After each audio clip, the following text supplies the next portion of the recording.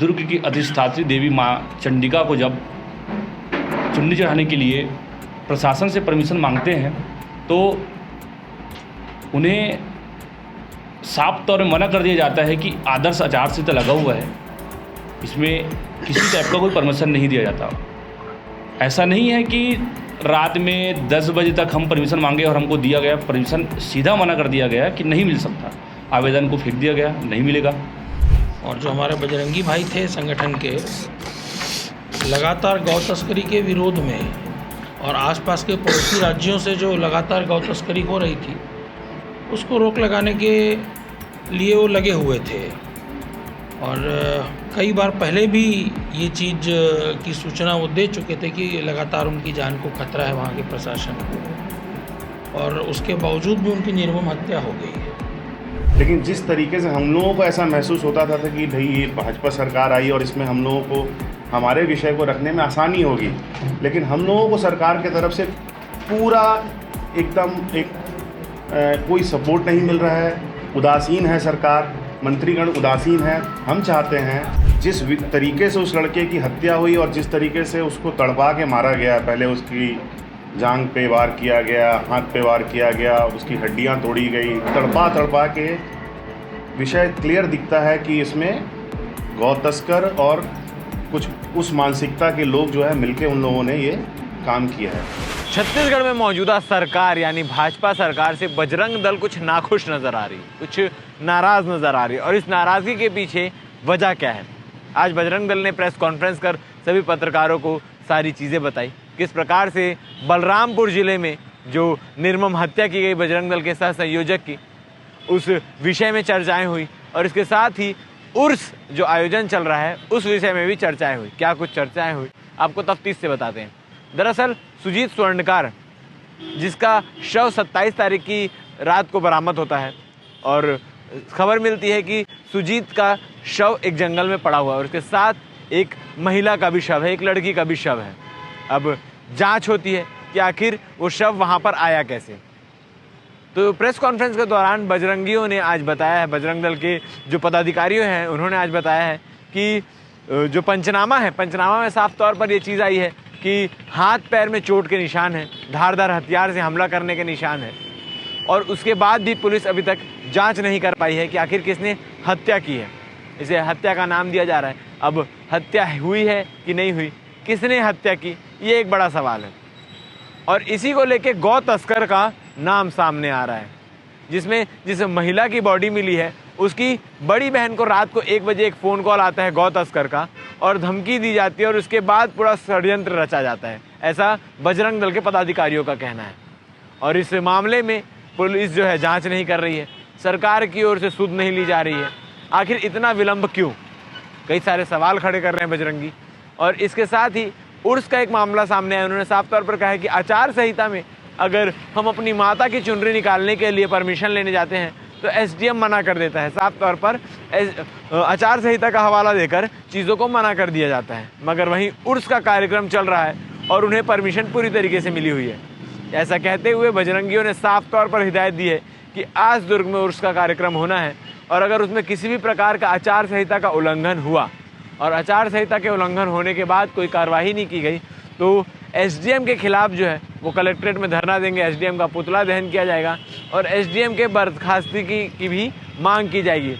इसके साथ ही सोमवार को यानी 3 तारीख को जो बजरंगी है वो कलेक्ट्रेट जाएंगे अपना ज्ञापन सौंपने के लिए, इन दोनों विषयों पे ज्ञापन सौंपेंगे। और इसके बाद अगर पुलिस कार्रवाई नहीं करती है, जो बलरामपुर हत्याकांड में रिपोर्ट सामने नहीं आती है, क्या कुछ हुआ वो चीज़ें पता नहीं चलती है, और जो ये उर्स का मामला है जिसमें परमिशन देने को लेकर इसमें अगर संज्ञान, इस विषय को अगर संज्ञान में नहीं लेती है तो फिर पूरे प्रदेश भर में उग्र आंदोलन बजरंग दल द्वारा किया जाएगा। इसके साथ ही अपने कई सारे डिमांड उन्होंने रखे हैं कि जो जांच रिपोर्ट है वो सबके सामने आनी चाहिए, और जो इसमें अपराधी है जिसने ये हत्या की है उसको कड़ी से कड़ी सज़ा मिलनी चाहिए। जितने भी अधिकारी इसमें संलिप्त हैं उन सबको सज़ा मिलनी चाहिए, उन सब पे कार्रवाई होनी चाहिए। अब क्या कुछ होता है बलरामपुर हत्याकांड मामले में, या क्या कुछ ये इस प्रेस कॉन्फ्रेंस के बाद होता है, ज्ञापन सौंपने के बाद सरकार क्या कुछ फैसला लेती है, पुलिस किस प्रकार से कार्रवाई करती है, ये देखने वाली बात रहेगी। प्रेस कॉन्फ्रेंस में आज क्या हुआ, बजरंगियों ने क्या कुछ कहा, क्या कुछ उन्होंने अपनी डिमांड रखी है, ये आप आगे खुद सुन लीजिए। जैसा कि हम सभी को ज्ञात है कि बलरामपुर में हमारे वीर बजरंगी भाई, वहाँ के बजरंग दल के जिला सह संयोजक सुजीत सोनी जी, उनकी निर्मम हत्या हो गई। 27 मई की ये घटना है, जिसके घटना के पश्चात पुलिस प्रशासन को संगठन के द्वारा जांच के लिए हम मांग किए, तो उनके द्वारा टाल मटोल और किसी द्वारा संतुष्ट ना होना हमारे संगठन के संगठन को संतुष्टिजनक जवाब नहीं मिला और अभी तक से कोई कार्रवाई भी नहीं हुई है। वो पूरी तरह से असफल है अपनी कार्रवाई में, जिसकी पूरी निंदा करते हैं और उसी के विषय में आज हमने प्रेस वार्ता बुलाई है। एक और हमारा एक विषय है जो दुर्ग जिले के अंदर चल रहे, अभी विगत चल रहे, आज उनका बड़ा दिन है, उर्स के विषय में आज की चर्चा है। और उर्स, ऐसा क्यों हम उर्स के विषय में बात कर रहे हैं, उसका बहुत बड़ा मुख्य कारण यह है कि आदर्श आचार संहिता में जब हिंदू पक्ष अपने दुर्ग की अधिष्ठात्री देवी माँ चंडिका को जब चुन्नी चढ़ाने के लिए प्रशासन से परमिशन मांगते हैं, तो उन्हें साफ तौर में मना कर दिया जाता है कि आदर्श आचार संहिता लगा हुआ है, इसमें किसी टाइप का कोई परमिशन नहीं दिया जाता। ऐसा नहीं है कि रात में 10 बजे तक हम परमिशन मांगे और हमको दिया गया परमिशन, सीधा मना कर दिया गया कि नहीं मिल सकता, आवेदन को फेंक दिया गया, नहीं मिलेगा। उसके बाद इसी आचार संहिता में उर्स के लिए जब परमिशन मांगा गया तो प्रशासन द्वारा परमिशन दिया भी गया और प्रशासन को हमने ज्ञापन के माध्यम से मिलना चाहा और मिले। जब उनसे हम बात किए तो प्रशासन का साफ कहना है कि उर्स पूरे समय 24 घंटे होगा, रात में होगा। प्रशासन का साफ कहना है कि आप जब हिंदू त्योहारों में रात भर जब कार्यक्रम करते हो तो उनका क्यों नहीं होगा। तो जब हम पूछे कि ऐसा क्यों, तो प्रशासन का कोई प्रकार का जवाब नहीं मिला। ये दो विषय है कि आज अगर आदर्श आचार संहिता को उल्लंघन किया गया आज, तो सोमवार को हम बड़े रूप में आंदोलन करने का विचार कर रहे हैं। इसी दो विषय में आज का प्रेस वार्ता बुलाया गया है। अपने प्रांत के राहुल गुलाटी जी से मैं निवेदन करूंगा, बलरामपुर के विषय में जानकारी आप सभी के समक्ष रखेंगे।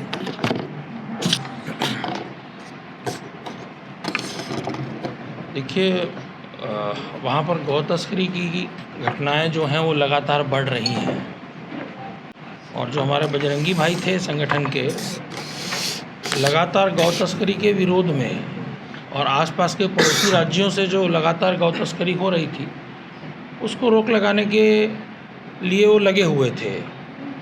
और कई बार पहले भी ये चीज़ की सूचना वो दे चुके थे कि लगातार उनकी जान को खतरा है वहाँ के प्रशासन को, और उसके बावजूद भी उनकी निर्मम हत्या हो गई। इस बात को लेके पूरे प्रांत का विश्व हिंदू परिषद और बजरंग दल जो है वो काफ़ी उद्वेलित है। और ये चीज़ें होनी तो नहीं चाहिए थी, लेकिन हो जाने के बाद जिस तरीके से और इस मामले को हैंडल किया जा रहा है जिम्मेदार वर्ग द्वारा, वो कोई अच्छा नहीं है। और अगर ऐसा लगता है कि ये विश्व हिंदू परिषद और बजरंग दल को हल्के में लेंगे, तो थोड़ा सा आने वाला समय हमको लगता है कि फिर संघर्ष की ओर हम लोग को लेके जा रहा है। सरकार भी तो और कोई किसी बोले क्वेश्चन नहीं, आप पूछ लीजिए ना। नहीं, विषय इसमें और भी है कि बलरामपुर जो है बड़ा स्ट्रेटेजिक प्लेस हो जाती है, थोड़ा सा बॉर्डर एरिया भी है, दूसरे स्टेट के आसपास भी है, और थोड़ा सा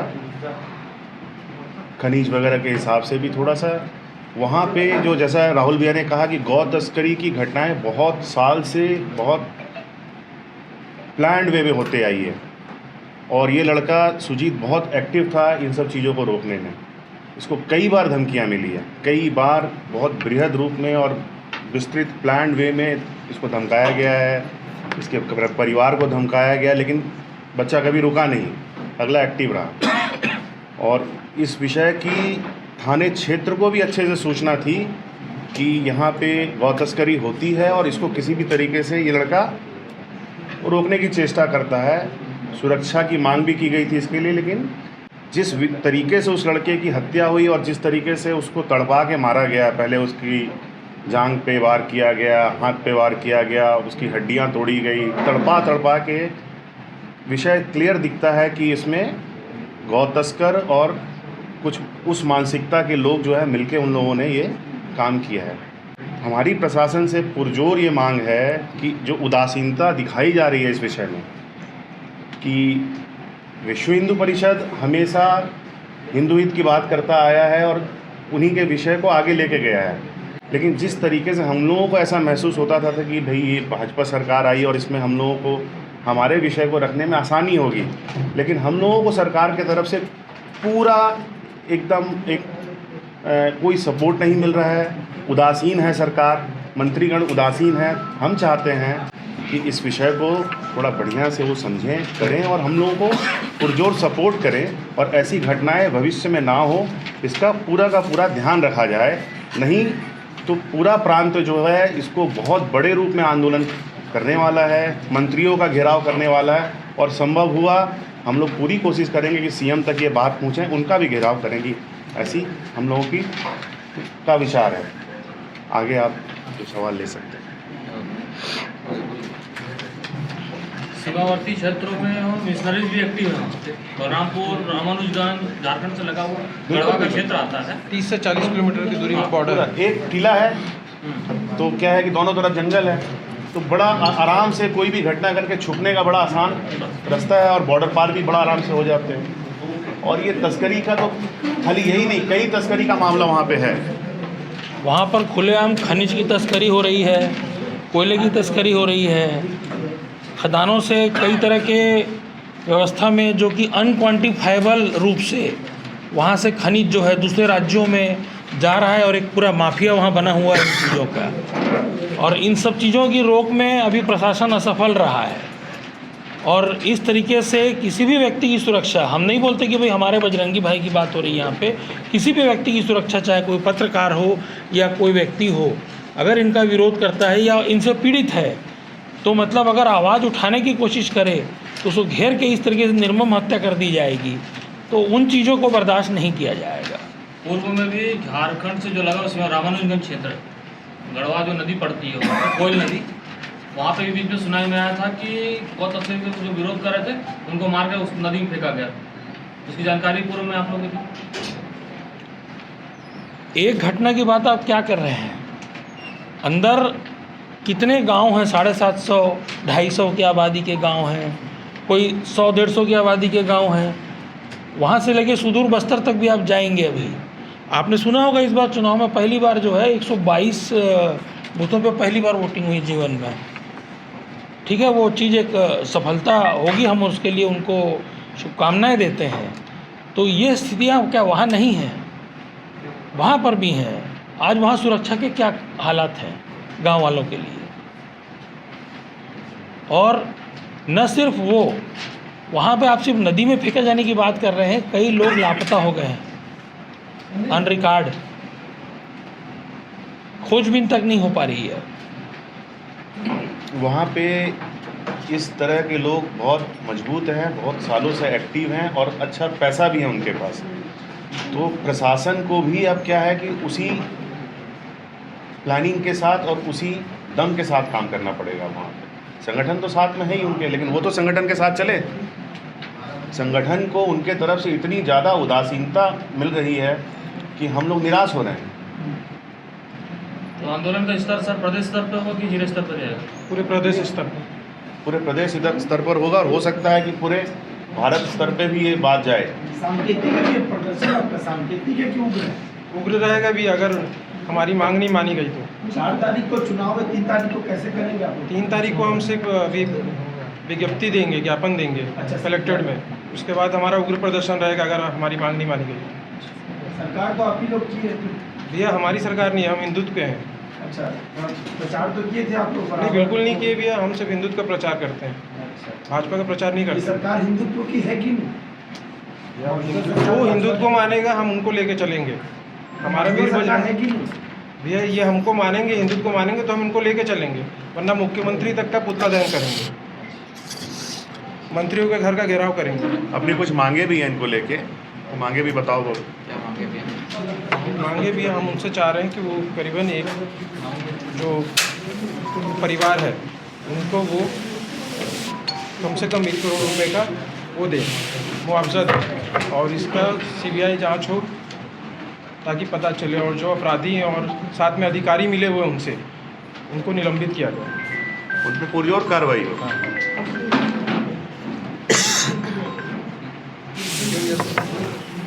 प्रदेश में तो अपनी सरकार है, संघ से जुड़ा हुआ मामला भी है, मतलब कैसे इसमें सपोर्ट क्यों नहीं हो पा रहा, क्या कारण क्या आ रहा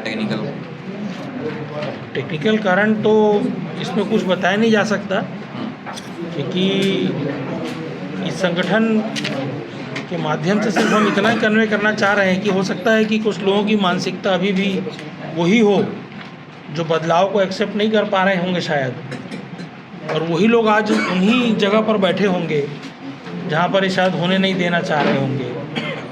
लेकिन अगर ऐसा होगा तो आने वाले समय में फिर आप जो मिल बांट के रखने वाली जो प्रवृत्ति है, जो सालों से है, उस प्रवृत्ति में लोग जो है अपने धर्म, अपनी संस्कृति भूल चुके हैं। पैसा ही मुख्य हो गया है और ऐसा ही विषय हम लोग को विदित हो रहा है कि यही विषय मुख्य है। तो वैसे लोगों को भी चिन्हित किया जाएगा, वैसे अधिकारियों को भी चिन्हित किया जाएगा और इसमें पुरजोर कार्रवाई होगी।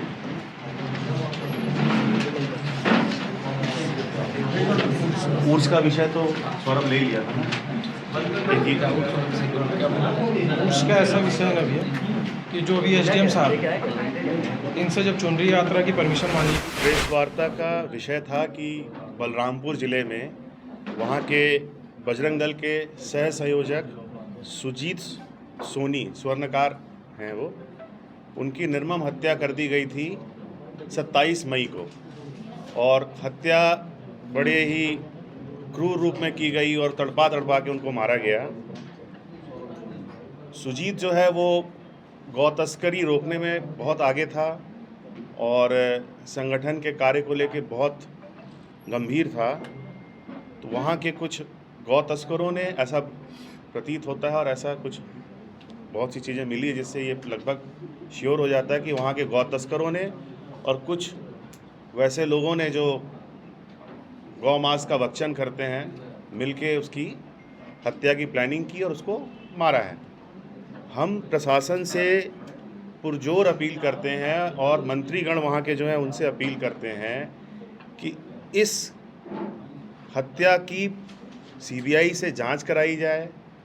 प्रशासन जो उदासीन है और संगठन के प्रति ही उनका जो व्यवहार है वो अच्छा नहीं है, संगठन के लोगों को ही वो लोग डांट रहे हैं, डपट रहे हैं, तो उनसे सहयोग करे, इस विषय को गंभीरता से ले और इसकी CBI से जांच कराई जाए, हत्याकांड की पूरी जानकारी लोगों तक पहुंचे और जो भी दोषी हैं उनको बिल्कुल दंड दिया जाए, उनको निष्कासित किया जाए और मंत्रीगण उसमें सहयोग करें संगठन का।